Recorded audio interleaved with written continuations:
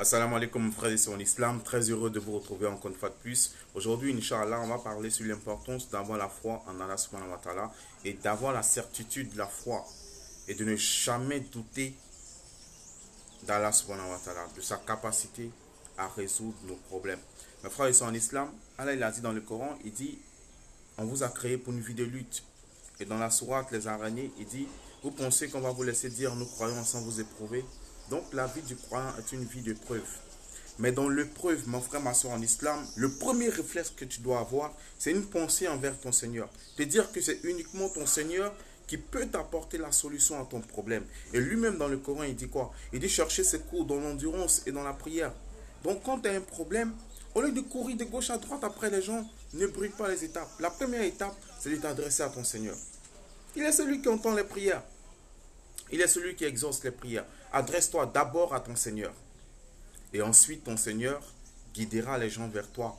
Ce n'est pas toi qui iras vers les gens, non. Je vais vous raconter une histoire. Il y a un monsieur dont la femme était enceinte. Et elle était à terme. Et la dame devait subir une opération chirurgicale. Mais le monsieur n'avait même pas d'argent. Il n'avait même pas un rond. Qu'est-ce que le monsieur fait? Il ne va pas voir les voisins. Il n'appelle pas ses parents. Non. Il prend les ablutions. Il va à la mosquée. Il fait 2 rakats. Et il s'adresse à son Seigneur. Il parle avec foi, avec sérénité, avec sincérité. Il s'adresse à son Seigneur. Et il dit, Seigneur, je n'ai personne en dehors de toi qui puisse m'aider. Tu es celui qui entend les prières. Exauce-moi, Seigneur. Aide-moi. Donne-moi une issue favorable afin que je ne sois pas humilié de cette épreuve. Tous les moyens t'appartiennent. À toi le pouvoir, à toi la grandeur, à toi la puissance. Aide-moi, Seigneur. Et pendant qu'il était en train de prier, il y a un monsieur qui était assis à côté. Et le monsieur a entendu sa prière. Et le monsieur s'est approché de lui après qu'il ait fini de prier. Et lui demande, tu as besoin de combien pour ton problème? Il lui dit, je ne sais pas combien exactement il faut, mais c'est une opération chirurgicale et après il y a des médicaments achetés. Le monsieur lui donne une certaine somme d'argent. Et le monsieur lui dit, prends mon numéro. Si jamais cet argent-là ne couvre pas tous les besoins, toutes les dépenses, appelle-moi. Regardez la réaction du monsieur. Il prend l'argent et il dit au monsieur, au donateur, il dit, je suis désolé, mais je ne prendrai pas votre numéro.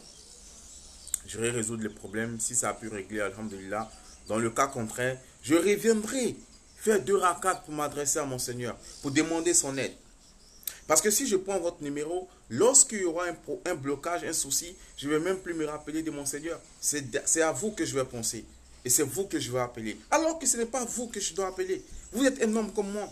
C'est mon Seigneur que je dois appeler. Subhanallah. Regardez le degré de foi de la personne. Subhanallah. Mes frères et sœurs d'islam, on doit avoir cette foi-là. On doit savoir que c'est Dieu qui donne, ce n'est pas les gens. C'est pourquoi il ne faut pas craindre les gens. Il faut craindre Allah. Parce que si vous craignez les gens ne peuvent pas vous protéger d'Allah. Alors que si vous craignez Allah, Allah lui va vous protéger des gens. Il va vous mettre à l'abri des gens. Subhanallah. Soyons des musulmans qui ont confiance en Allah. Tout ce qui arrive dans la vie d'un homme fait partie de son destin. Et on doit accepter le destin si nous sommes musulmans. Ça peut être bon, ça peut être mauvais. Le prophète Jacob, il a été éprouvé. Le prophète Youssouf, il a été éprouvé par la prison. Ils ont connu tous des épreuves, les prophètes. Nous aussi, on connaîtra des épreuves, mes frères et sœurs en islam. Ça, il faut l'accepter. Mais dans l'épreuve, il faut se rappeler de son Seigneur. Dans l'épreuve, il faut chercher la solution dans la prière auprès de son Seigneur. Parce que la solution ne viendra que d'Allah. La solution ne viendra que d'Allah. Notre réussite ne dépend que d'Allah. Notre bonheur ne dépend que d'Allah. Wallahi, mes frères et sœurs en islam, craignons Allah, plaçons notre confiance en lui et sachons que la vie est fragile, la vie est courte et la vraie vie, c'est la vie après la mort. Parce que c'est une vie qui est éternelle. Masha'Allah, on prie à Allah subhanahu wa ta'ala qui nous accorde la bonne compréhension, qu'il fasse de nous des musulmans pieux et sincères. Salam alaikum.